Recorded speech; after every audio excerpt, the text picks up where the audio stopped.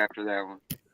there's no reason we Well, have I'm actually confused Illuminati as to like who all's involved in these claims, because it's Smith, Tommy, Wizard. Like there's something going on. There's some back and forth going on between Smith, Wizard, Tommy, and you know, there's. I some was claims just going trying to on. wrangle the new kid, the Poontang guy. That wasn't a shot. That My wasn't a God. shot at Wizard. Tommy was saying he doesn't want to ask for permission. I was saying I think Wizard would appreciate that Tommy doesn't want a permission slip from Big Daddy government. Roll your fucking eyes. You ain't the man in the middle. And I also want to say thank you to Denise for joining the panel. I'm sorry if it got hectic up here. But Thank you, Metagam Gam.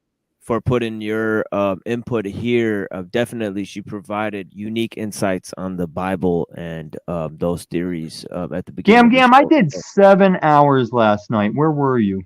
You too, Neurojack. And Tommy calls her Gam. She's my Metagam.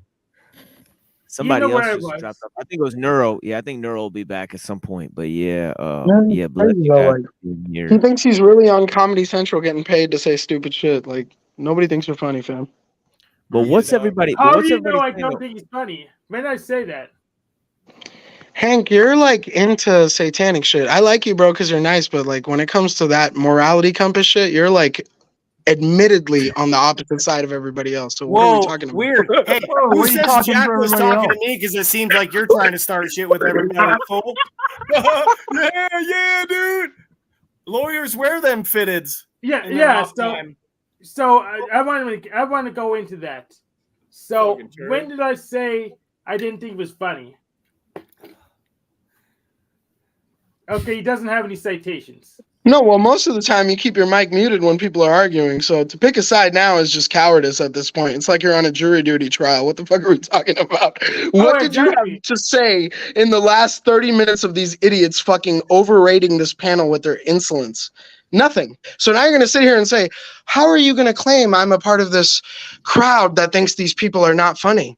When did I say that? Hank, chill out, bro. We all know you're just on some other shit. We all know that, bro. Like, I like you. You're a nice guy. Stop talking for I everybody. can't take you Speak seriously. for yourself. I can't take you seriously. Illumitami, you have no authoritative fucking body in this panel. You're a Don't clown. say Literally, when I met we. you, We're literally, all when I met you, I individual told you men I that knew can about you speak because for of what everybody ourselves. said. I did not think Illuminati was You funny. know, shouldn't you be helping me with my cable bill or something? Like, No, shouldn't you be because you're doing a some bum. kind of... You couldn't afford my fucking services. You're a bum. Next question. Oh, I do my own lawyering. I do my Oh, own yeah? Are you one of lawyering. I those do just sovereign fine. citizens? Are you one of those sovereign citizens that think you can walk into court after a DUI and How get are yourself you a off? lawyer? Good How luck. are you a Good luck. lawyer and you say Good luck. sovereign and Good citizens luck. as the Hey, same I'm Good luck. looking thing? you up on Good luck. Baker McKenzie Good right luck. now. So listen, Show her listen, your card, listen. man. I'll I'd tell like you to right see now, top. any dumbass Don't show all motherfucker your who's cards over at the once, age of though, bro. 18, any dumbass motherfucker who's over the age of 18 and says they represent themselves in court has no idea what the fuck goes on in court, period. I've always Hey, won. Queens, I'm trying to look you up Oh, you on always Baker won. McKenzie Check right it out, now. I guys. don't see Hold on, it. hold on. Hey, Pause. Pause. Hold on, guys. Pause. Let Everybody, everybody, let me get Shout the out mic. to the feds. Everybody, Wizard let me talk. get the mic. Everybody, let me get the mic. Well Illumitami has spoken like a always lawyer. won in court. Illumitami has always won in court without an attorney. Everybody, listen to this guy. No, He's every so time smart. I've And his little represented butt buddy myself, Smith and I've Wesson, won. and his little butt buddy Smith and Wesson is the Who fucking cares? one. Put your money where He's your the mouth is. one. This I fucking am bum the right one. here, he's the Hey, one. the Listen to universe in these 42 fucking I'm guys. exposing all These the fucking guys. papers off limits. These Here, Punjabi. fucking guys right here. So, Punjabi, since you're new, we should give you a chance to get yourself relevant, because I don't see it happening. No, you know what it is? finish. Check this out. I will be new. All right, yo. I will be new and gone. Yeah, I gotta The put y'all on machine the back lies and real I will keep in touch. But if you think I'm gonna fucking join your culture of trolling and bullshit when all I you do didn't is ask waste you your to lives, join nothing. I was so asking what the you to fuck are you like talking kick about being rocks. relevant? What the fuck Yo, are you we gotta talking bring about being All relevant? you've done I is like to just fucking have a scatterbrain. conversation with Attorney people with a Drake brain. Lamori, This I'm is trying what to you look you think up a on Baker and conversation McKenzie. is? What's your name again? No, Here, no, one you minute. fucking Tell liar. us about the One Clint. minute, guys. Here, just 1 minute, guys. Go ahead, Wizard, real quick. Go ahead.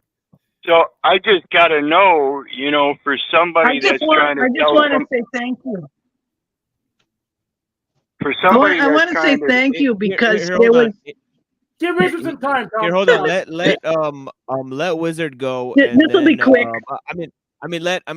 let Denise go, and then Wizard. Yeah, thank you so much. Yeah, go ahead. Yeah, I'll be quick. I just want to say thank you because I turned up the volume while this idiot was banging on my neighbor's door, and I didn't want her to come bang on my door.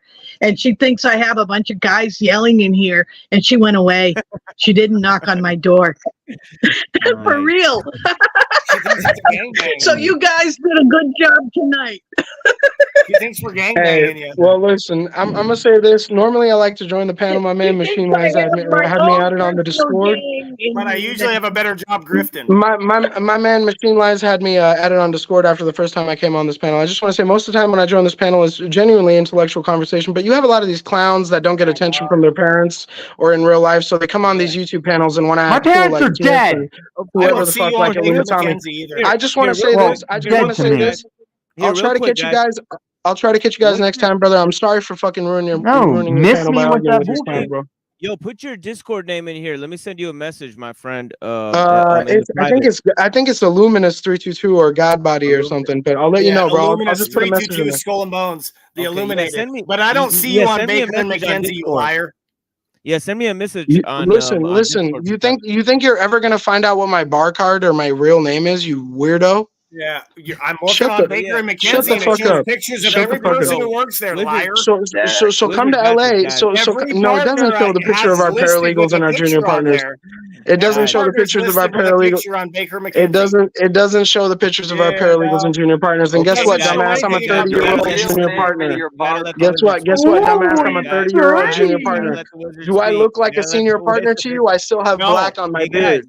No, you look like a man's partner. Really good. You could guys. All right, hey, Machine Lines, I'm gonna head out, guys. Y'all have a good night. I'm gonna try to catch you next time, all right? I'm gonna try to catch you next time when we're actually having a good conversation. You guys have a good night. God bless. You're happy to. I'm happy to. No, I get it. His girlfriend is a trans girl. He's partner. Enjoy your life, partner. Tommy, hold up. Let Wizard speak, guys. I'm tired of this shit. Let Wizard speak. Go ahead. You know, we're out here supposed to be professing that we're children of God. That's each individual's decision. Tough. Hold up, Tommy. We're all out here supposedly children of God. How many of you motherfuckers have a goddamn license or ID in your fucking pockets? I do. Well, not in my pocket, but I have a license. Saying that that's who your daddy is. No. Look at the damn thing. No. Look at the Sky thing. Daddy is my daddy. It says State of Iowa on it. It says State of Iowa first. That's your daddy. No, you are wrong. And you're also wrong that we all are out here professing to be children of God. Engraven image in person. He's a respecter of no person. And you will fork over a fucking ID for some kind of validity every fucking where you go. Every application you file, everything you register, everything you fucking do in this life, you hand over I a don't fucking do all ID. that. You fucking bitch ass slave. Take that narrative and stick it. I want to do stuff and not be trapped in my damn house. So yes, I have an ID. I have not only one ID. I have one ID, of course, but I don't want to be black trapped. and white. So of course I'll use the systems that are available to me to interface. That just only makes sense because I actually like to get stuff done. Wizard. It's not black or white because there are ways to interact with this system and not be a part of it, not give up. Yeah, you're part of it. Your identity to it. You're part of it. It just doesn't mean that's your daddy. It doesn't mean you're denying your God. Let me ask everybody if you're familiar with 19 CFR 149.3 data elements. It says, I'm not familiar, but let me make my point real quick. Well, real quick, it's going to destroy the other. My point real quick is that if people recognize who they are and stop identifying with this corruption on their name, then we can make progress. And that's what, like, I don't even like Wizard. We disagree on so many things. But, you know, if you guys are going to talk about this situation, you really got to talk about all of it, you know, and it's not black or white. It's not soft citizen bullshit. You know, there's a compromise there. So I didn't do a very good job. Yeah, and when can I have a quick and second? so when you, This And so class when is you too realize, slow and till so I when you act out. realize, and so when you realize under 19 CFR 149.3, it says as a buyer or a seller Find this in the morning. or a ship to party or a ship to party. That means if you're receiving something at the final destination, you're the one that the product's supposed to go to, receive the service or whatever, or you're the one buying it or selling it. You're allowed to use a number in lieu of the name and address. Why are you not using the number, which is the routing number, giving them directive of where things are supposed to be routed? You are the benefactor to the beneficiary. You are the known grantor. Period. Oh my Because the name's easier to say if there's an issue with shipping. So I'd rather just put a name in there.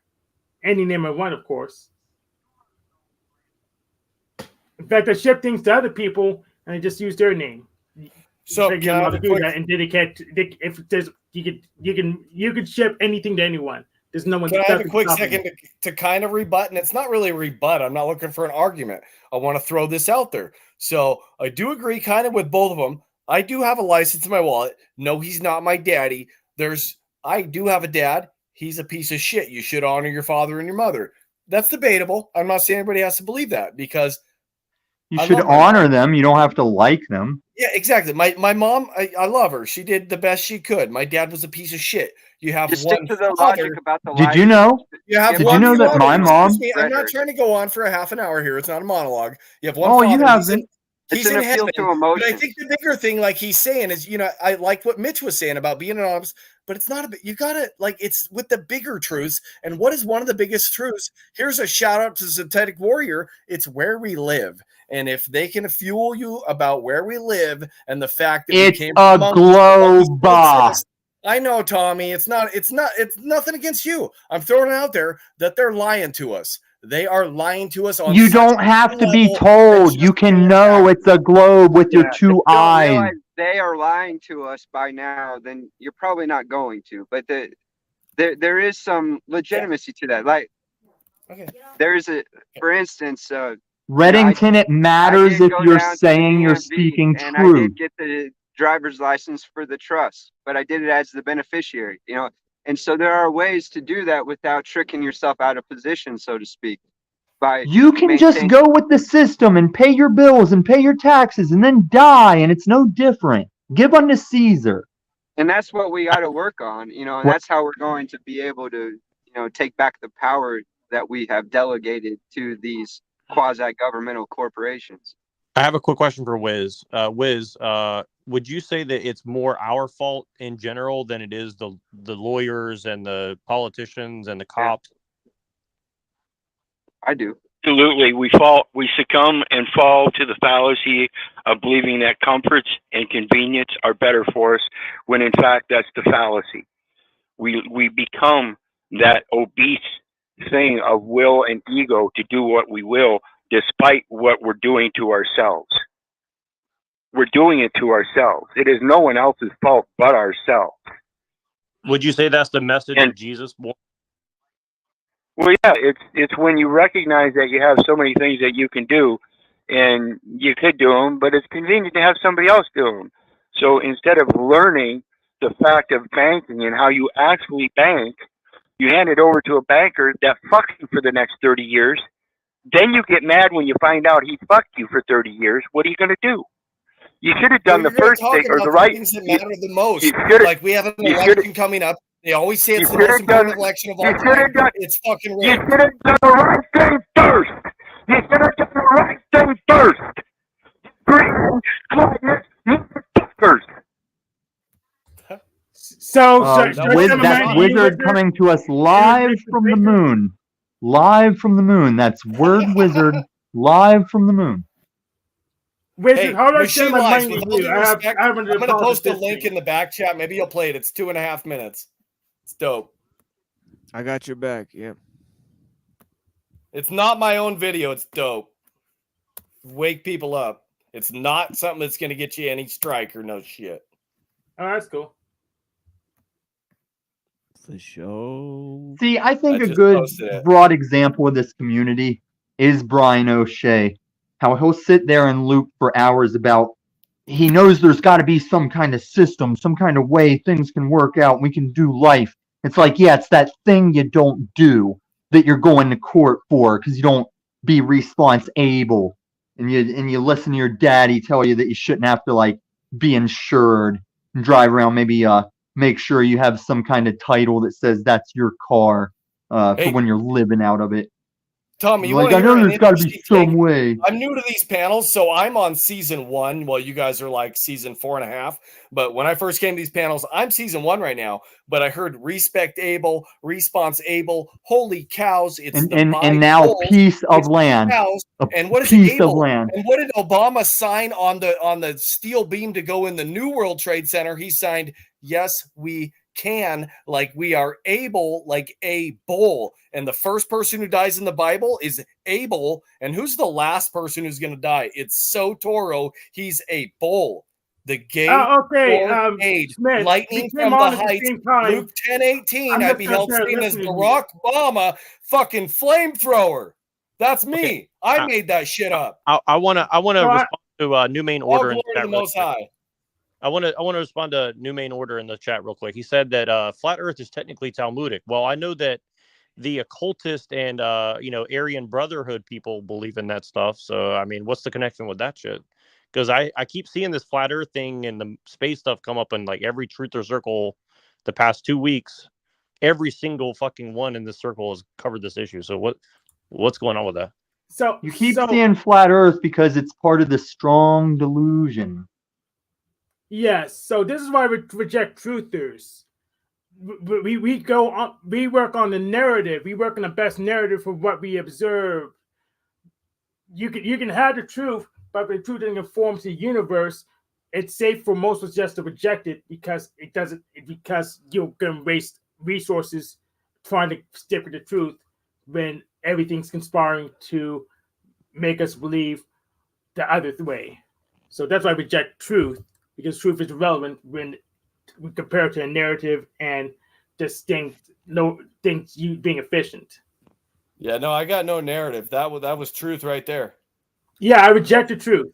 I completely reject the truth. I want the narrative. I want the things that make sense, the things that maybe waste Yeah, less. so I mean, and I got different my ways of laying it down. perspective to So you that have is your listen to narrative this. is Listen to irrelevant this. to the truth. It's truth I'm in in service speech. to the truth. So you have Jesus spoke in parables or allegories. A parable is a pair of bowls because the Red Bull for Chicago will give you wings, and it has 2 bowls on it. Now keep listening. I'm formulating as I've been going since May. So when I make these up on panel, Everybody take note. This is how you go to court listen and lose sometimes, custody of your because kid. para means Yeah, you just descending. keep talking It's and fallen talking and from the talking. It height. doesn't matter. Luke You're 10:18, which talking is at people, Barack not to people. Obama. Please interrupt this. Please do. You have something more Yeah, important. I I'm will. sure. You got it. I'm full of I've heard crap. it Fuck you, Chuck. 15 million Cuck fucking in Tennessee. Cuck in Tennessee. He wants to donate $20. Say it enough Fucking and it'll idiot. become true, right? Yeah, You no. think so, but there's a limit to that. I think Smith got all of Talcott's like straightforward, defined speech, and Talcott got all of Smith's broad stroke statement. He's paddling a boat called Pride. I was muted there. I don't know when I muted Yeah, I think myself. Talcott won in that exchange. I was actually trying to be respectful. I forget where I reject the truth. Denise gets it. It's all flat and stationary. Yes, that's my position. Your position is to accept the truth no matter what the universe does in response. Yeah. So I posted you a link, Machine Lies. Will you play it, bro? Will you play it? It's not my video. Oh yeah, I got you. It's a song. It's an original song. People will love it. I promise. It's I gotta take this. cut it out after a minute if no one likes it. I think no, I just gotta take the visual away if I'm gonna do it. So give me a And second. real quick, I want to throw this out there. Where you pull it up, there's a channel called The Potter's Clay. Amazing channel. Look up the playlist because I can't post it in the chat. They delete it. Look up the playlist. Truth in Plain Sight. It's like 13 videos, pop music, no words. And I've already got permission from the site creator. He has like 60,000 subs. He says, share it all you want. Full screen this. I don't need to talk.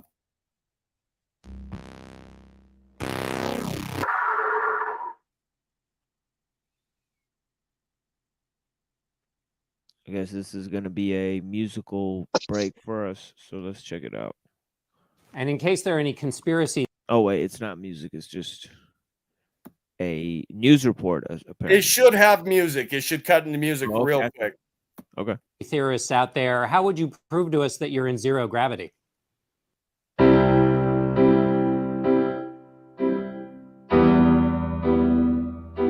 don't have time for a meeting of the Flat Earth Society.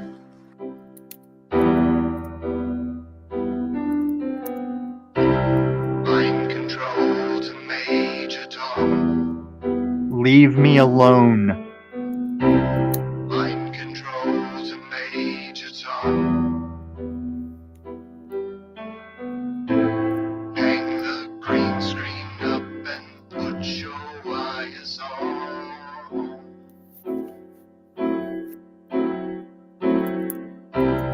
Mind control to Major Tom. You really made the grade. Major Tom. Earth is flat and there's a dome above us all.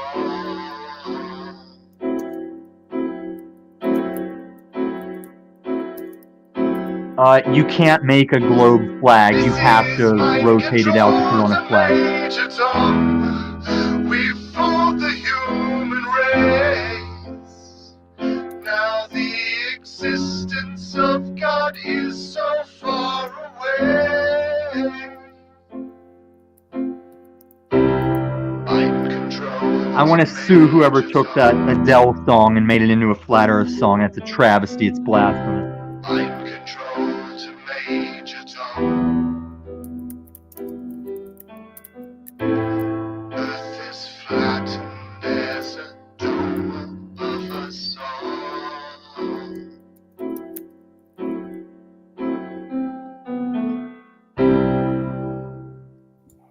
That's hilarious. I like that. I hope you weren't serious because we don't have any dome samples except for maybe water. No, all the proof goes to globe, and what I got Z on today is all the flatters have is telling globies what they're saying or going against globes with falsities, but there's no disc proof. They can't give disc facts. In fact, whenever they do any test, it all comes out globe, like in that Flat Earth documentary. I think Beyond the Imaginary Curve. Bob Noble, the prophet Bob Noble, peace be upon him, discovered Earth was spinning with his ring laser gyroscope. But in the Flat Earth model, there's no spin. See, Z will acknowledge that planets move and stars don't, but then he won't acknowledge the sun is a star.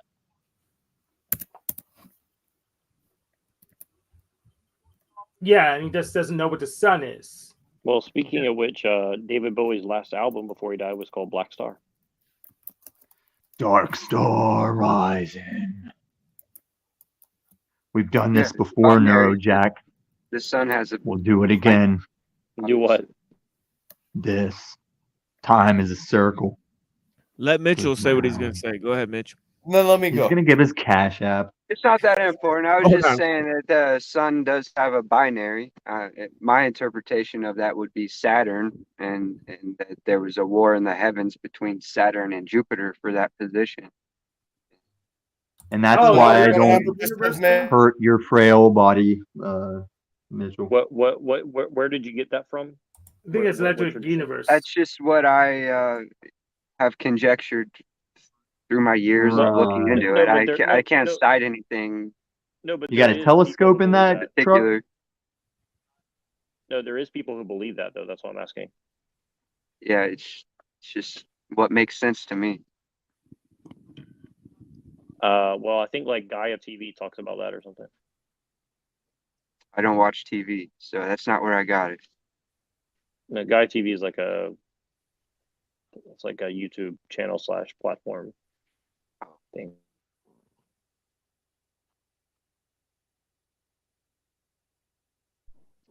Well, Well, this I is did have typical. No, I did have something I wanted to talk about. So I wrote this down at the beginning of the thing. Does anyone know who Akiva is? Rabbi Akiva, or like Akiva, the one who basically started Judaism? 3 Hebes and a bean. Oh yeah, I have heard of this rabbi before, but yeah, go ahead, Neural. Well, I'm just saying basically. Well, I have more questions than answers, but essentially, like, what's the timeline from Darius the Great, who freed the Jews, and them going down to Egypt? Which came first?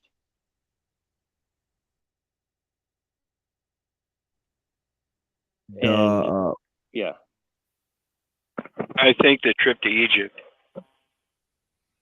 okay, so they went to Egypt, and then they ended up being ruled by Persians after that. Hey, and I'm half Lebanese. Right. Well, right, Cyrus. Right, and somewhere Well, along a line of 4 kings, actually. Yeah. right, and somewhere along the way, Moses got the Mosaic law, and then all the other stuff happened. And so, what I heard from Jews recently is that they believe that they were in the end times for a long period of time, multiple times between Darius and the New Testament. So,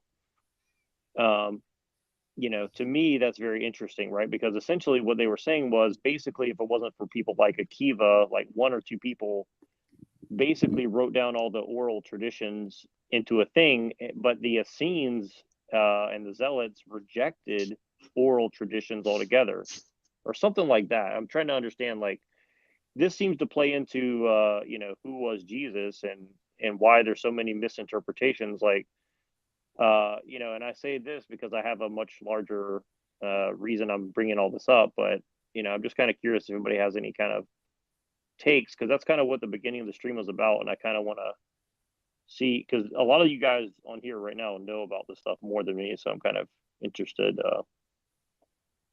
if you guys have anything to say on that kind of timeline between, coming out of Egypt, being ruled by the Persians, and then suddenly,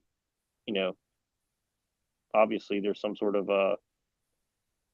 Greek, quote unquote, supposedly influence on Christianity.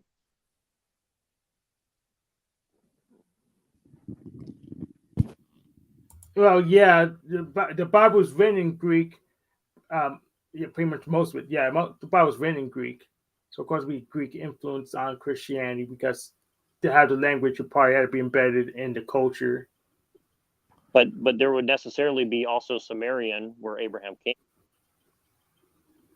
Affirmative.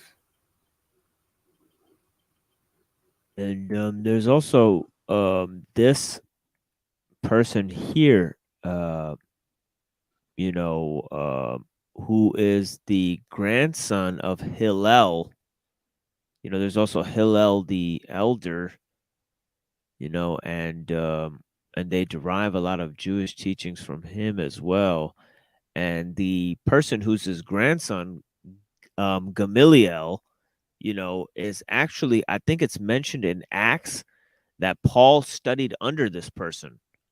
So I don't know if Paul actually, because Paul mentions himself to be a Pharisee and a scribe, so he must have studied under a scholar, because that basically means that you're a scholar of Judaism. But the Essenes disagree with. Sorry to interrupt you. Sorry, didn't the Essenes disagree with their interpretation of all that? But maybe. Hey, can I run with some? Can I run with some thoughts here, TML? I'm sorry, I dropped out real quick, but so you're going to. I brought this up before. So you have Paul is Hermes, and you have Hermes Trismegistus, and you have a magi, which has to do with religion, which is like a magician, like a magistrate over in Europe. And you have Hermes, like the hermit crabs are most prevalent on Easter They say Island. everybody has Hermes. Like it's an Easter egg. Oh, I could keep going, but I lost my train of thought there. I wasn't trying to get full. No, that's not what I'm doing. I'm just I don't know. It's all good. Freedom Grower, you're welcome on the panel as well, my friend. Especially because we're talking about biblical issues. I know you have some atheistic views, and yeah, I'd love for you to push back on some of the views on the Bible believers. Anytime you want, you're welcome to do that here as well. And I don't know if this man, see, I don't know if this person right here is the real flow state. Is this the real flow state? There is no real flow state. I think there's been an imposter floating around. It's probably yeah, there's not. been an imposter flow state, so I hope I didn't mod up the wrong one. But yeah, this shit's corny. I've seen some of every single account. That's stupid. Yeah. Yeah, just division. And so I was telling Jack about birthplace of Father's Day. What's the birthplace of Father's Day, Main Street, Jack? If you're listening, oh yeah, it's division. They want to divide people. You know what I mean? Huh. Divide and conquer. It's Freemasonry. They gave out free bricks in 2020. Well, who are they? That's art of war. Yeah. Who are they? They live. They are the devil. Look at the Shrine of Satan statue. It's both. Well, I see you as one of them then. It's a return to Zion. It's a return to Zion. And Zion's from Salisbury. Salisbury is the former capital of Zimbabwe. And Zimbabwe's capital's motto was "They who sleep," like the movie They Live. And Salisbury steak is what they gave. It's what they gave the troops to keep them from getting sick. To keep them from getting sick. Steak on Salisbury? Omaha steak. And what did they put? What did they put out? What did they put all over in mass culture like 10 years ago? What was it? What was a cool word to use? You'd say that's sick because it's predictive programming. Leading like, the yeah, panel. that shit's sick because it's cool to be sick, bro. Just like I pointed out 2 weeks ago, and people, it is force your fucking bullshit onto people.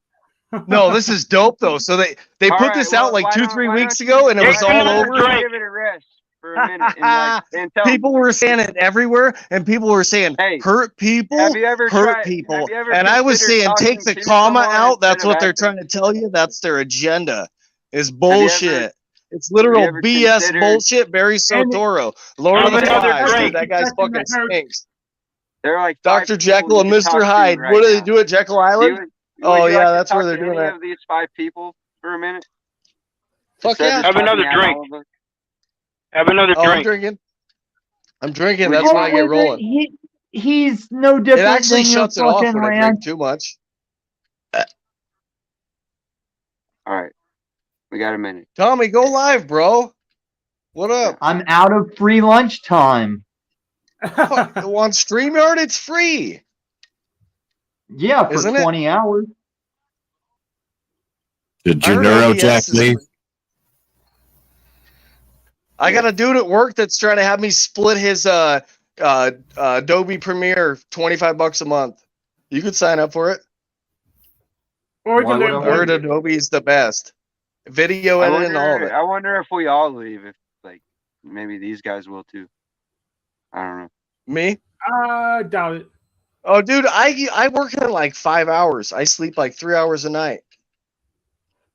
I'm on fire for the truth. I make no money from it. I lost my best friend on YouTube today. A real fucking dude. He did gematria. We were different. So you're but he tied it into the Bible. This shit?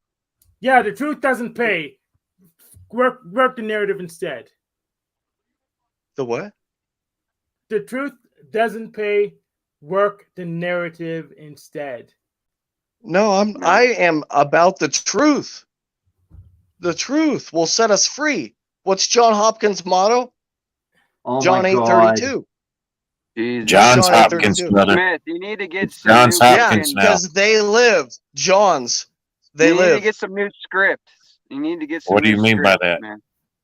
Hey, Johns, they. It's they, them, there. And that's how they're always referred to in the Bible. But that's misinformation if you Google it.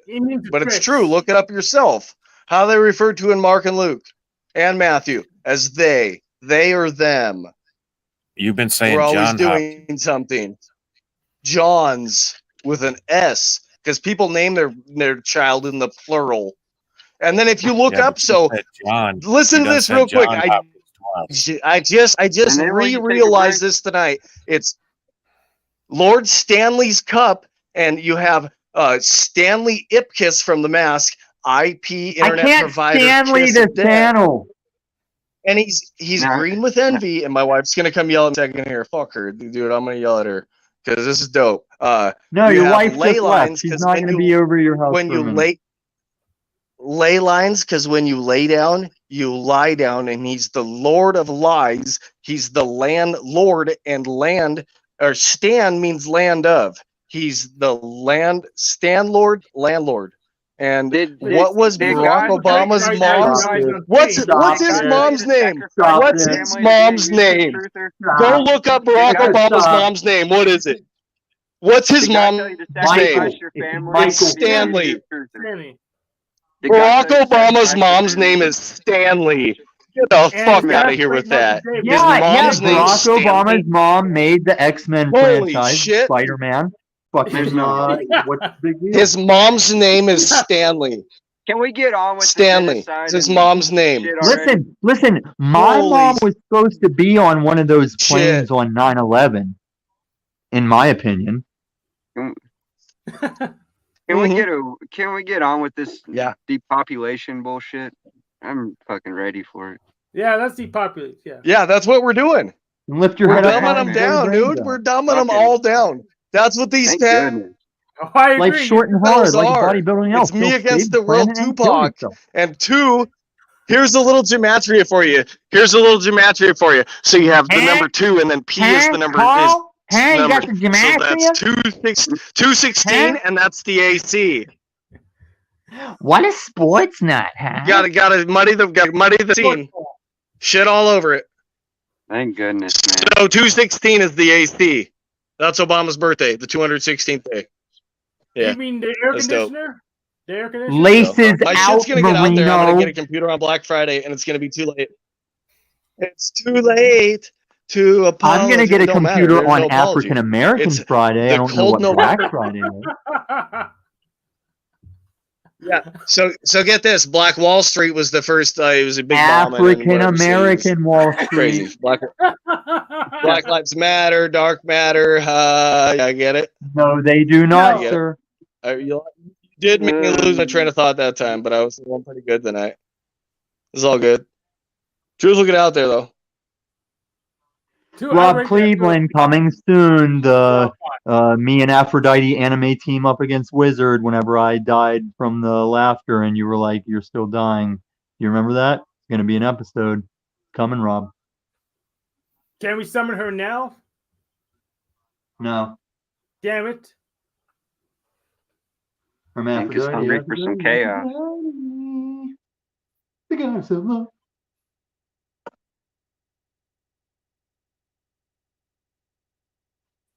Well, there I was goes falling out, Smithsonian.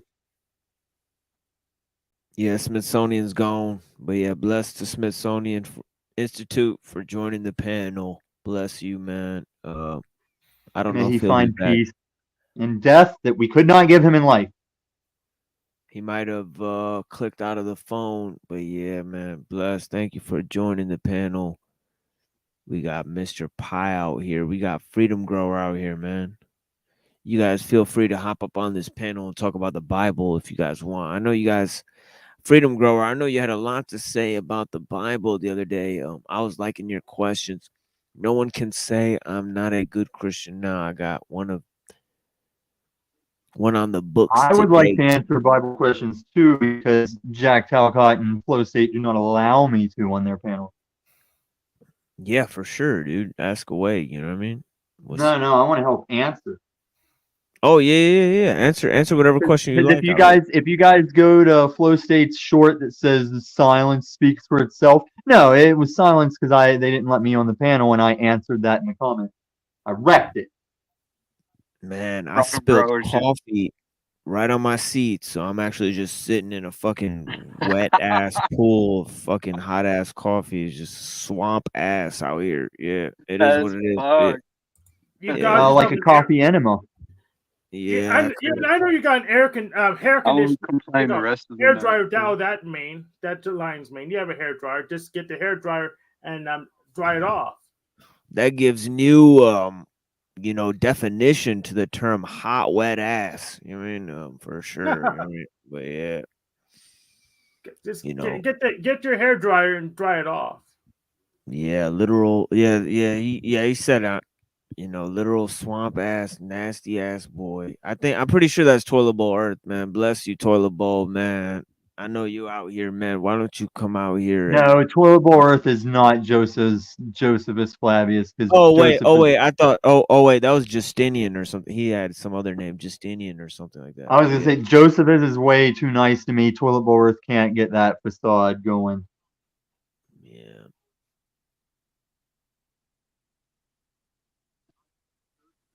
Yeah.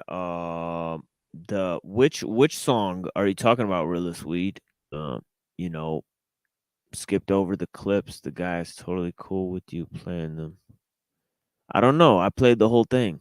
You're talking about the Flat Earth song? Flat Earth songs are stupid. Yeah, stupid, but they're funny. Yeah. I think Rob left the chat. Bless you, man. Have a nice day, brother. Yeah, man. And yeah. Yeah, I don't know. I don't know what happened to the religious discussion that I started. Like it came to a halt. Like it came to a abrupt fucking halt. Like they did religious discussions for 2 whole fucking days on Flow State, on We Are Awake TV. I'm literally I've been doing a religious show for weeks and nobody even hops on my panel to discuss these motherfucking issues. It's crazy, man. I can't even believe it. I mean, I don't want to say nobody hopped up. I mean, we've had people Those are here the the whole trendy time. truthers, bro. Those are the trendy truthers. Yeah, so pretty much the polytheist and Unitarian universe is one. And that's pretty much how it worked. It happened in Monday debate Discord too. Yeah, Angela, baby, Carson, you want a ranch for sure? You got one for sure. No worries. I know Angela is cool as fuck. I'd like to speak on what Brother Punjabi was saying, that it seems like everybody knows that there's sort of like this elite out there. And I've been saying it's Solomon's children for the longest time. He's saying the line of Cain, but I think that'd be better stated Canaan. And if we've always said, well, they have to have help. How do they do it? And it's through us. You know what I mean? As soon as you start talking about Solomon, well, then there's pushback, there's blowback. Leave him alone. It does, and that's even from atheists. He's the one guy for some reason. As soon as you mention him, you know what I mean. You stepped on everybody's toes. Well, this is why I was trying to bring up that. the whole.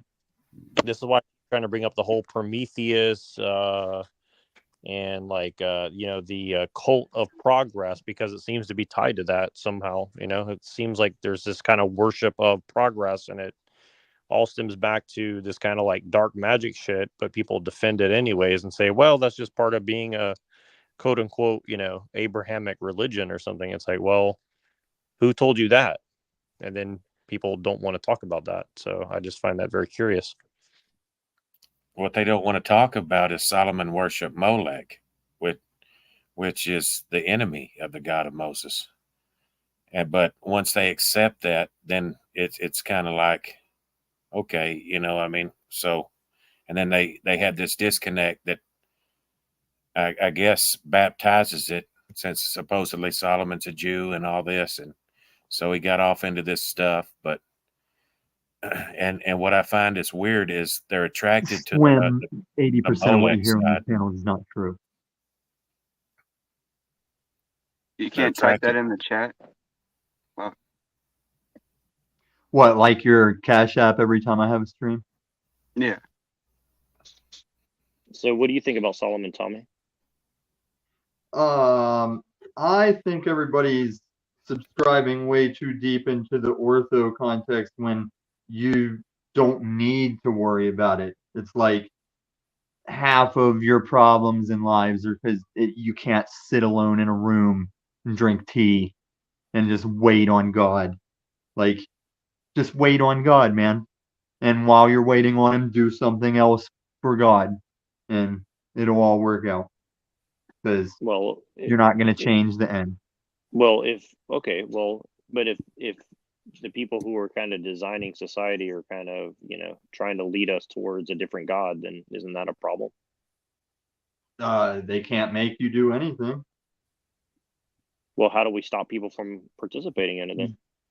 You don't stop them. This is everyone's experience and their decisions to make. This is what I've been trying to tell the cult of the enslaved. It's not their responsibility to get people to do anything. They can put the info out there, but your power in life is your choices, and even to not make a choice is a choice. And so you got to be aware of your power and not give it away or give it away. But you suppose that's why there's so much disinformation around this whole concept of a sovereign citizen and whatnot. Keep people from realizing we don't it's actually say true. you can't be a sovereign citizen. You can be a No, I get sovereign, it. you can be a citizen. That was the terminology that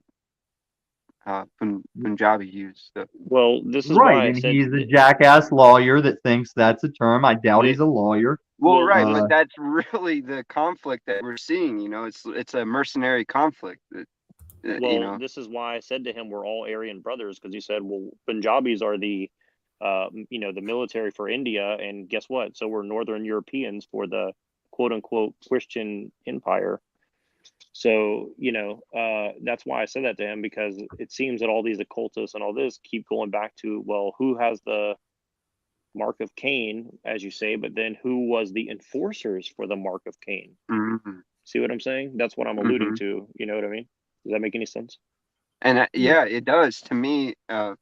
I think how I interpret that is that's what I'm trying to advocate for right now, is like people perceive the government as their god, essentially, and really that's because man has given up their authority over the government, and that's what especially American men and women really have the responsibility or the opportunity to do, is they can take back that responsibility and have that enforcement over the government, and that's a very powerful. That's what you're losing, because it's not like the Constitution and the government is going to do nothing for you on this economic change. The Constitution does not make any rules over money, and money is what's changing. I get that. Can you let Nero respond?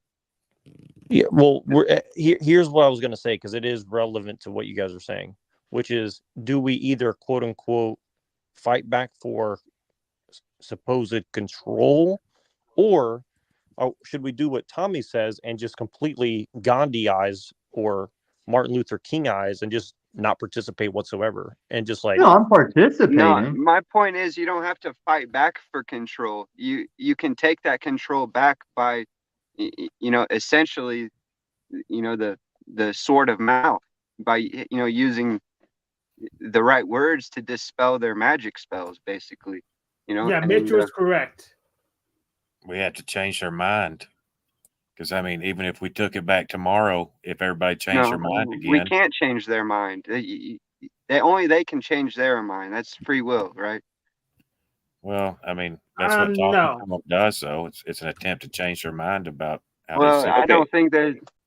I think you can do it. I think you can manipulate them into making different decisions, but essentially you just got to present them the truth so that they can make better decisions, is how I see it. Right. And then, and here's the other question. I agree. I kind of agree with that too. But here's the thing is, like,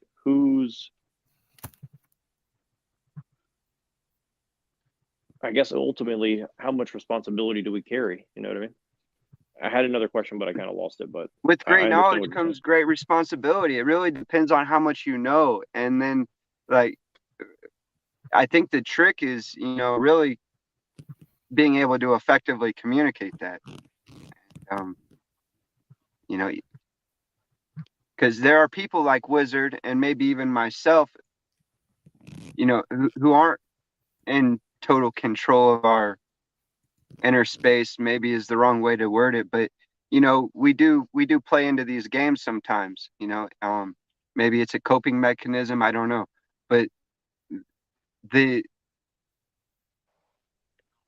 I kind of lost my train of thought. Well, here's what I was going to say. Anybody who doesn't believe in free will, please give me a alternative answer. And anybody who does agree with free will, how should we quote unquote fight back? Because this is the thing that I didn't appreciate about Mr. Punjabi. I'm not saying anything negative about him, but identifying the problem is one thing, but what are we supposed to do about it is a much more interesting debate, in my opinion. Reduce your need on what they made you dependent on. And what I think is Wizard is like the extreme example to resolution to that, and maybe is a good thing for most of us to shoot towards that level of understanding. But in reality, I'm pretty satisfied with my understanding to the point to where I think until more people can grasp that, I don't really have any interest in learning this private banking shit. I can use a trustee or whatever for that and essentially achieve the same thing. If I use, say, Wizard as my trustee to accomplish that same goal, I would essentially be achieving the same ends without having to learn all of that, because then I could use my ability to continue to communicate with others in a way that will hopefully get them to make better decisions. So I do not believe in free will because it literally makes no sense. I'm an indeterminist. I think there's effects of all cause, and what we need to do to resist the system is this will to power, take control of what you can and ignore the part you can't. So stoicism. Technically stoicism, but also it could be hedonism as well. There's a few different paths you can take. I mean, the reason we're trying to unplug? I don't know. Why bother? We're trying to unplug from a system. Yeah, but I don't think the masses can grasp. Wizard has a pretty magnificent photographic memory or whatever. I'm not exactly sure how to describe it, but he's never been on top of anything. Well, then he's got a good fucking computer where he can pull that shit up and he can recite, these codes and Bible verses and whatnot. And that, to me, I don't have that. My brain doesn't work like that. So, I mean, we can unplug, but you know what I mean? If we're saying it's so tainted that if you're a part of it, you're guilty by association. Well, my point was that he wants everyone to learn what he knows, and that would make his life a lot easier. I get, but because he's most never people can't been grasp talking that about shit. anything. Yeah, he's always just been on his own tip, and that's why he's going channel to channel. Not what he says. He's almost kind of senile. So my brain does work the same Wizard does, but I think what he has in his brain is mostly nonsense. It doesn't work. Exactly. Well, I think that's because he's taken it to there's a difference between written law and practice law, and he's taken it to such an extreme level that yeah, you're right, it doesn't work. And well, what is he whenever so he it's goes not that into he's this wrong, but it's not effective. You know what I mean? No, it's when he goes on a tirade about who our benefactor is, what is the problem he's trying to solve for us? Like once he gets 2 sentences into it, he's just off on a rant. The real question it reminds me of Smith. It's the same thing, Exactly, exactly. He's not talking to people anymore. He's talking at them. What the real question is what would Jesus do? That's the real question. He would try to change their mind. Why don't you guys start from the other end and narrow down what you need to survive on this planet as a hairless monkey, and then start stacking your way up? See, what are you sacrificing for what you want? I will get a license. I do insure vehicles if I want to have a car on the road. But you don't have to have a car on the road. There are You ways can to be figure fully it out. indemnified. You know what I mean? And that's, you don't have to pay an insurance company. And that's the conversation that we can have. You need to be responsible. I don't even If you want to Right, go you just without a have to license show and financial registration, responsibility. That's all. what? You just have to be able to show financial responsibility. That's all. No, man, if you don't have some kind of coverage, you cannot pay out of pocket what you could do to Right. someone Well, with a vehicle. showing Yeah, it's financial called a responsibility surety is bond. coverage. It's Yes, you would it's have called a surety bond. Thank you. I don't have all the You technicalities. can get a surety bond for $150 a year and underwrite it yourself and put your own terms on there. Right, and how is that going to cover somebody whenever you paralyze them from the neck down? You Again, don't know it's what the already fuck you're underwritten. talking about. Again, it's already underwritten. Oh, And if yeah, it's not included, you just write it off, right? what the fuck? Do you not understand about having a fucking social conversation where you let a motherfucker speak? You ignorant son of a bitch. Because we're a year Okay. and some months into this, Wizard, and you're on your own loop. You never Well, were not correct about everyone. the That's all right, crypto. but You're we're never having a correct about conversation, blockchain. You're not correct about postage stamps, and I'm sick of it. But we all Take gotta it back to listen your you daddy. fucking ramble on and on and on. Fuck off, dude. No, I'm the one that cornered you on your bullshit. I'm out You here never speaking cornered me truth. on I'm out here anything. not I called getting you out on into your the You're trying weeds. to bullshit. You ran and obfuscate. changed the story. You're trying to obfuscate. I just explained. It's called a surety bond. You can get them for Right, $150 $150 a a year. year, and you can cover somebody that you ended their family and set their daughter on fire. It'll cover it. Well, my perspective is different on that. It depends on how well you understand this trust law shit and you can act as the beneficiary. But, technically you're insured for however much the Treasury has. But aside from that, you can, like, the state I'm on has a bare legal minimum of $25,000. If I can show I have $25,000 in the bank, then I'm good.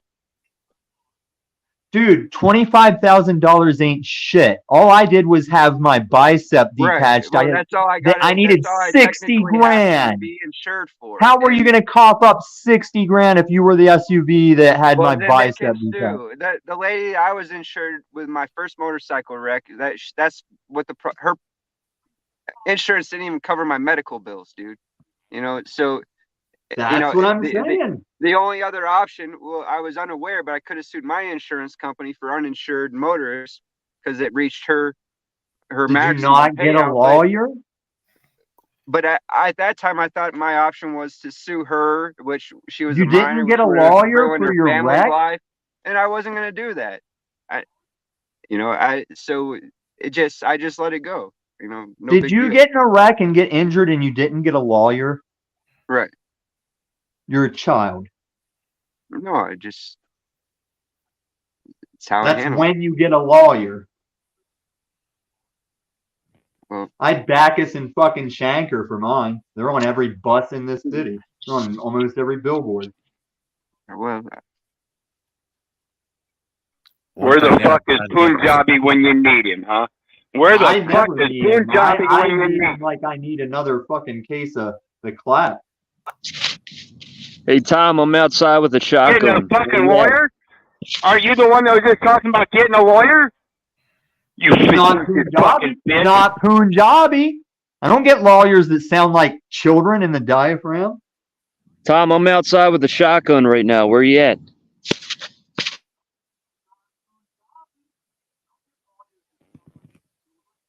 One thing I find interesting is that when God came back for Israel, he was setting free slaves. The people who wasn't enslaved in Egypt, they didn't go anywhere. They got attacked. And well, it was I can do slaves that he was right setting now. Are free. you going to call me Jesus? I can free you from slavery. Yeah. At the same time, I see what you're saying. I can turn all your complaints with the government into claims, or you just got to let the shit go. So why are you sharing your Cash App on every panel or every chat you go To to mock if you you, can motherfucker. miraculously I do all don't this? need or even want the money. But yeah, Richard's technically correct. Surety bond you can use that to replace insurance in some states. That's technically correct. Not my state though. But if you're assured by the Treasury, aren't you still a slave? You know what I mean? If you're technically assured by the Treasury, that's a slave's treasury. No, because you're not. It's a trust that was created for your benefit, and that's the problem. Is you identify with that trust. You're not that trust. You have the opportunity to be the benefactor, as Wizard would say. But just for common terminology, I guess we should make the right terminology common. But it's what would be more commonly referred to as the beneficiary. If people stop acting as a trustee, which is responsible for everything that goes wrong with the trust, then they could be the beneficiary, and that would fucking flip shit over. The trustee is the one that performs the functions of the public office.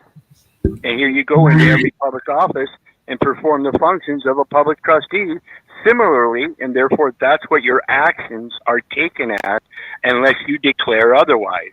So you're literally a government employee. I'm sorry. Signed by benefactor.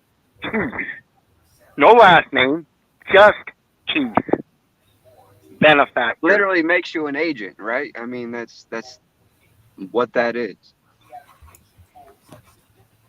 So this agent term's not so far-fetched. Most people are fucking agents. They just don't know it. If I'm an agent, who is my handler? You guys know you're all in And whatever name's on the top of your Thank you, Tommy. whoever The owns post your office. identification. The post office. There's an This is argument for a that. loop in itself. Legal name with the address on that ID, every last one of them. So I'm my own handler? You know how long it's been since my address on my ID was correct with where I live? I have no idea. A long time. The state. That's who your handler is, which is technically an extension of the Washington, D.C. So, I don't have a handler.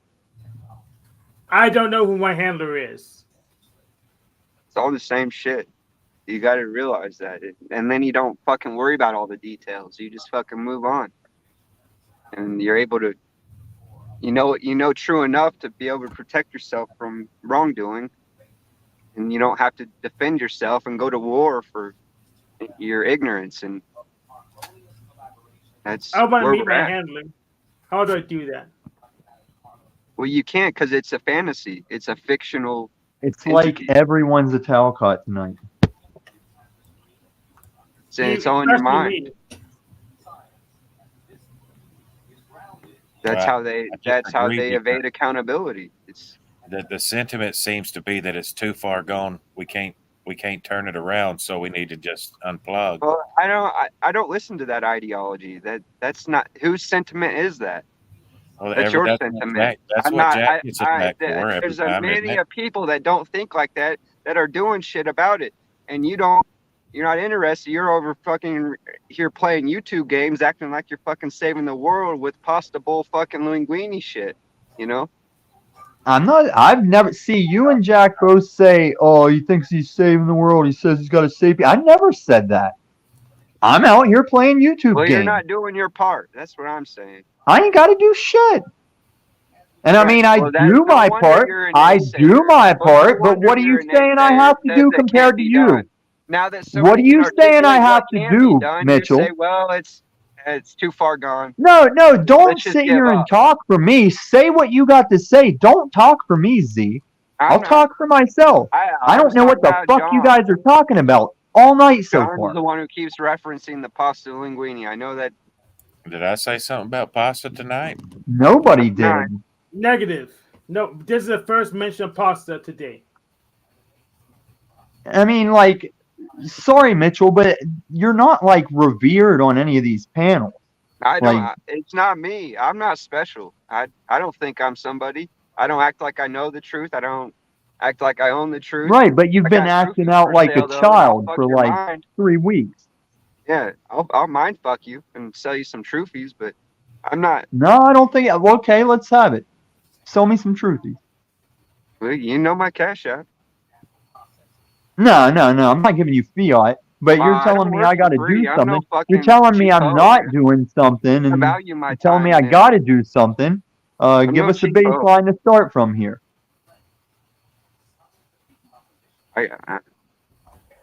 I could start with some feet pics for $100. I don't know what you want, man. No, get that faggot shit out of here. You are talking about some big boy stuff, and I don't see what you or Wizard is saying that I have to do.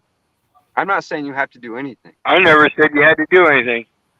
Exactly. Well, then why are you guys always on this tirade about beneficiaries and people need to do this and that? And why Because you're the one sitting there telling everybody you have to have insurance, and we're telling them there's another option. And you're No, trying I'm to shut it telling down. people to be You're the one telling responsible. everybody they have to have insurance. Why do you use that headset? You've always had a fine mic without that headset, and it's fucking garbage.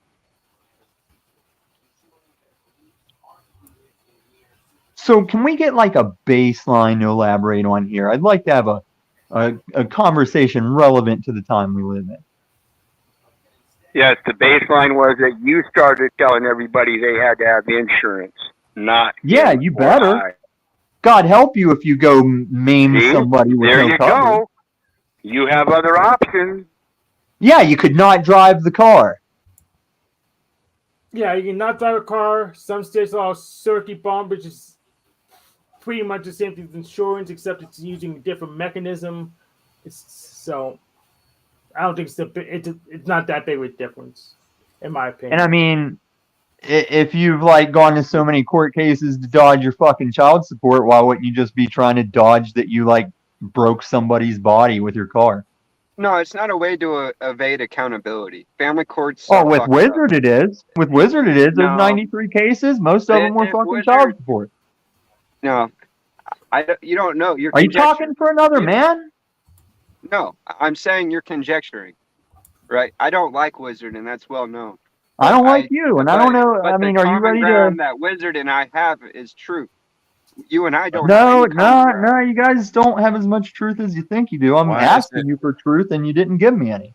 Why is it that my insurance covers your injuries? Why can't it be if I want my injuries covered, my insurance covers me? You don't have It to have depends on uninsured who's motorist at coverage. fault. Hey, You can it decline depends on. uninsured motorist I'm coverage. sorry, I just went through this shit in 2016. It depends on who's at fault, John Thomas. Why But should it be that way? hold on, John Thomas. But no matter who's at fault, you do have to fight your own insurance as tenaciously as you fight your opposition's insurance. It's Yep. all the same.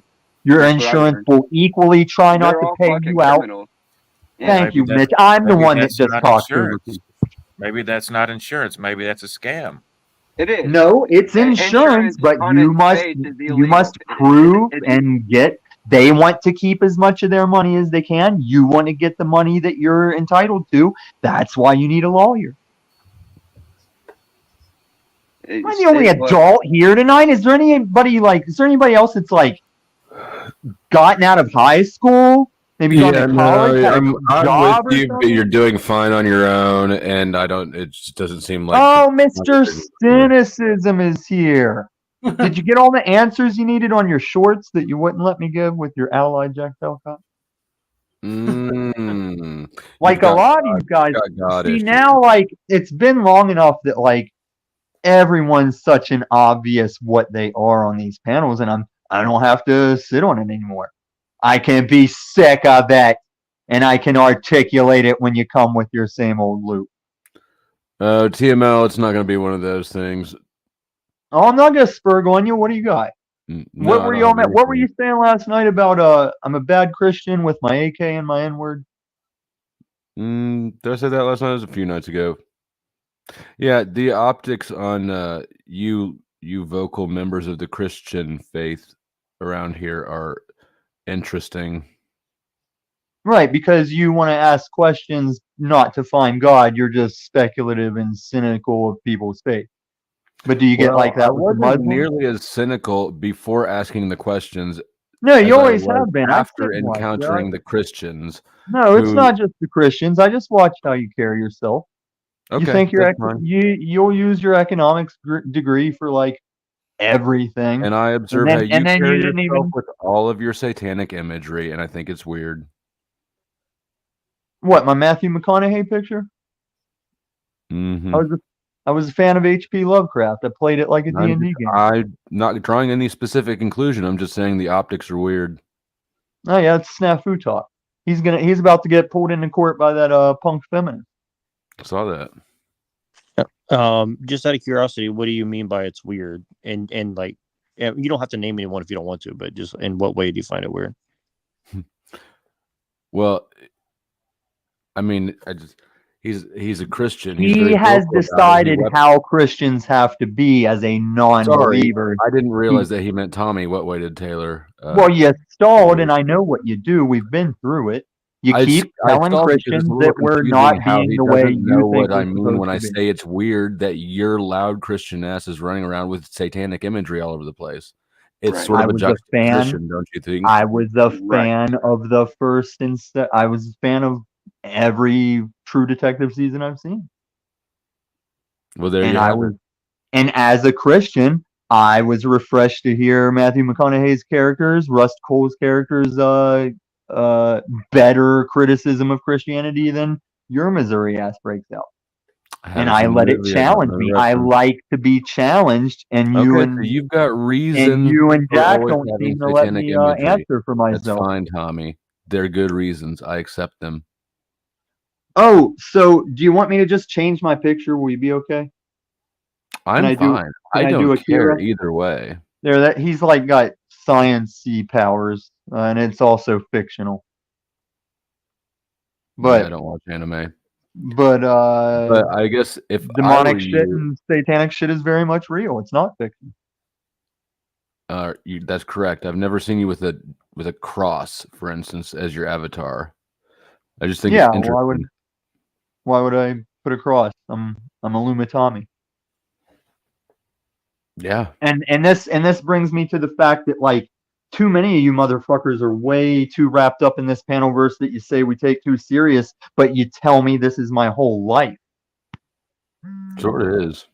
No, I'm out making my rounds, doing my thing, not letting me.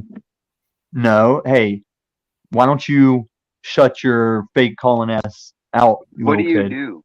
You Tom, you get out walk and your get something dog to and eat. go to fucking Family Dollar. Like that's all you do, man. No, I walk my dog. I make rounds What do to you the do? fucking homeless camps and to the different places that Oh, they you help the post up. homeless. Bull fucking shit, dude.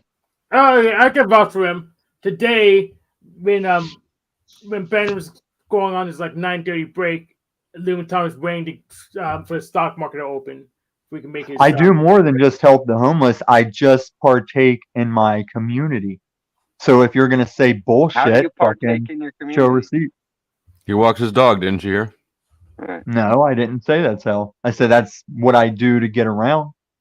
But you guys need to like make some kind of stance rather than just question everything I say, and then anything I say you'll go, oh, that ain't shit or bullshit. You don't. And you guys don't impress me. So what do you want? What do you want to do? What are you really mad about, boys? Really, we just want to impress you, and that's what we're really mad about. Well, don't bother. Don't bother, because I don't pay you no mind except for whenever you're challenging my fucking faith. I think the God bother damn is it. that we're not impressed by you. Or whenever Exactly. Mitchell wants me to meet him somewhere and he doesn't know why. All right, I know well, how damn can well we why. You're earn just your refusing to approval, accept Tommy? the truth. No, you've never answered me, and everybody I have knows it. You're just several on a loop. No, yeah, and the timeline's wrong. I wouldn't Show invite evidence. you here if I'll you didn't call believe me you. out. I'm not going to take your word for it. When you show proof, I'll believe you. Proof of what? That the timeline's off. Mitchell, I didn't want to meet you on fucking Colfax. So why would I have told you to come to my house? Because you said to meet you on Colfax, but you won't tell me why. And even JG was like, Mitchell, Just he'll show fuck that. you up. It's simple. Just show that. You were the one that came with the I problem. can show otherwise. Can you show? Okay, show us. I'm very All right. confused right now, Mitchell. It's very Please. simple. Just go back to when I offered to meet you to buy you coffee. Right. Why and did you'll you do see that? why. Why did you do that? It's because you wanted me to come to your house. No, I That's a didn't. veiled- I that's a didn't. veiled threat for No, you I to be didn't, scared. Mitchell. That's I'm a not going to veiled go through threat this for loop you again.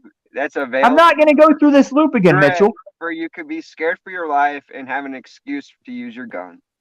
What the fuck are you talking about? You are insane. Very linguine pasta bowl like. You've made that threat directly to me before. No, I haven't. Yes, you have several. No, months I ago. haven't, Mitchell. I don't interact with you except to tell you you you're a. offered me to go to your property in southern Colorado, and then you fucking started your threatening bullshit again. I don't offer anybody that. You did. It's on record. Oh well, show receipt. You're lost in your own sauce. Now fucking come at me with something we can discuss because you're on your own bullshit. Fucking broken ass hoe. When you hit my Cash App, you'll get your receipt. No. See, you're the 304 that says you don't want money and you keep asking for money like a I'm fucking not beggar, I'm like the demanding spirit of it, your just like daddy. you're demanding me to go to work for you. If you want to know the truth, go What find the out. fuck are you talking about? You know, Tommy, if you do make the offer, I'll come. I'll come to your house. I have nothing to do with this kid. I just want clarification of his babbling, and now I'm over it. I wish he wouldn't follow around to these panels because he's on his same loop. I want to talk about the curious big where boy we can stuff. donate to Mitch at. Hank's gonna fuck you in the ass. Oh, watch my stream. Every fucking stock account he has, he'll pop in and put his fucking Cash App through the chat.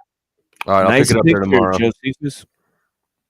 No, Tupelo, I offered Benton to come to my fucking current apartment if he has to run into that hard time.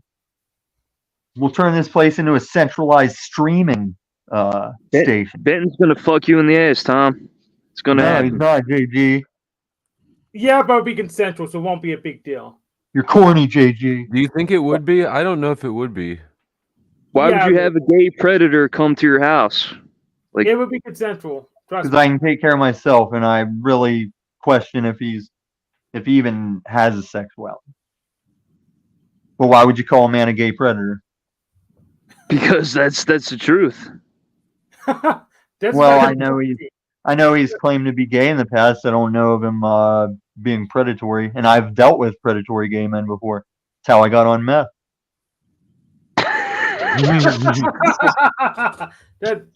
Story time. No, I'm not gonna tell it again. Yeah, go to a Tommy stream to listen to that. So This might take several episodes to unpack. No, it doesn't take any. I'm not going into it. I already have. Got a lot of fudge to unpack there. So to reiterate my question, since it got distracted, in what way do you find Christian, like just in general Christians, weird on these panels? Because I would think agree. it's weird that Tommy, who is a Christian and an overt, here we go, abrasive one at that he repeatedly uses satanic imagery for himself. What's the other satanic imagery? The filter, the devil filter. That's not for Satanism. You need more lore. It's for. You use it on yourself. Yeah, it's the yin yang. It's part of the LARPer verse in my fictional story I'm making. That's not satanic. It's not satanic, Mr. You're right, it's godly. No, I'm not. What do you got? Show the receipt. Right. Show the proof of your claim. To continue arguing with me. Show the proof of your claim. Well, that you use satanic imagery? I don't use satanic imagery. Let me ask this: is there any other Christians that stand out to you that do strange things as well? Well, the Christian community, the Christian portion of this community, all seem particularly aggressive and abrasive and drunk. Tommy's not a drunk, but yeah. Truth or cop, if you want to talk that shit, come the fuck up here, fucking weeb. Didn't have nothing to say on my panel. Bring that fucking cunt destroyer with you. I'll wreck her too. Or what is it? Italians lawyers. The funny thing is, I think Tommy is one of the least threatening, but I get what I do understand what you're saying. I mean, I think that he's. I would actually kind of agree. Yeah, I don't threaten anybody under any circumstances that no other man has the right to. No, I don't be threatening. I warn motherfuckers that I will stand on the same defense that every man has the right to do. And when you say that I'm trying to lure you to your house, to my house to shoot you, you're not only lying and speaking for me, but I would never need a gun for you, Mitchell. I was going to bring in my parking lot, see what your problem was. Do you remember what you were saying when Hey, you Neuro. wavered around Hey, last hold on. night Hey, hold on, guys. on stream? Hey, hold on, guys. I'm gonna have Neuro clear the spot for a second so Truther Cop can come on for a second. Because I think run Neuro's machine lights. I got it. Well, Neuro is keepable. There's plenty of people that aren't Yeah, partaking. definitely Neuro, pick Wizard yeah, but first. Neuro's the only one who I could communicate with once the panel's done. So Yeah, you can drop me. I don't need to hang out with these idiots. I'm always looking for a back and forth. I know. I'll get Neuro back in here in a minute. But yeah, I'm gonna kick Neuro for a second. Hey, Dick, good job with Cynthia. Fuck that clown. I slowly come at her. All right, go ahead. Go ahead, Truther. We got Neuro holding the spot for you guys. So yeah, you go ahead and come up if you want. Yeah. All right. And I think he's got some questions for Tommy, so we're gonna let them. Oh, of course he do. He always does. I got one simple question. Tommy's going on about what satanic imagery. Oh, what could it be? Illuma, Tommy, put your old profile pic back up, the one he came in with today. It's Please.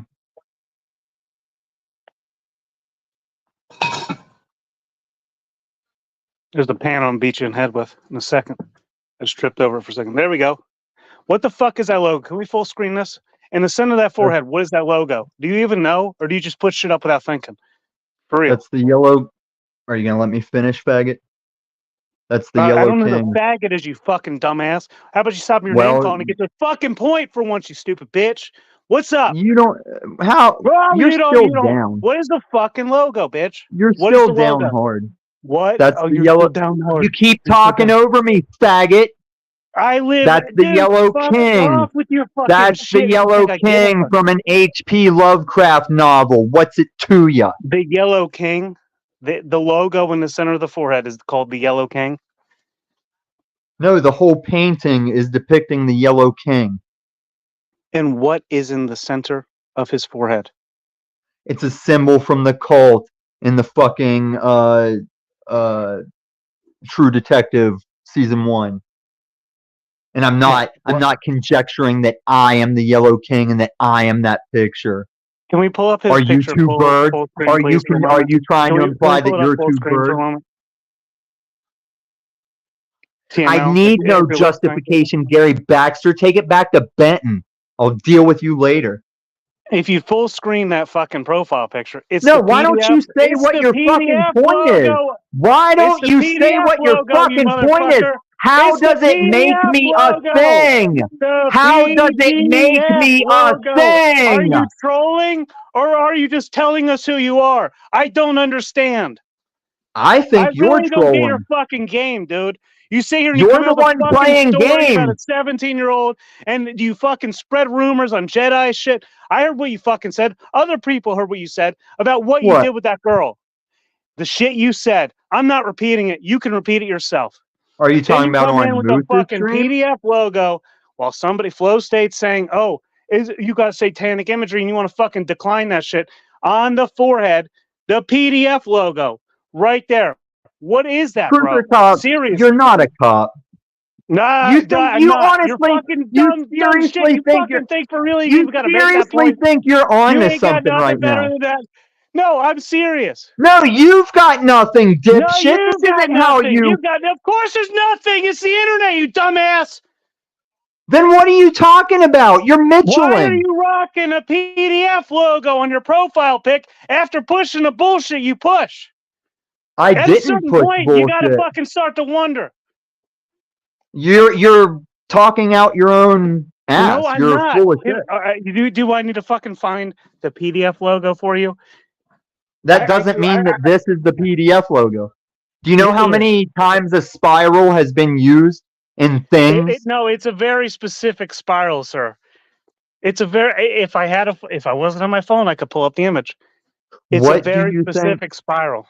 What do you think the cult in True I Detective don't is doing? know, sir. I'm asking Yeah, that's you. why you look stupid right now. Sir, no, that's not why I look stupid. I'm asking you a fucking question.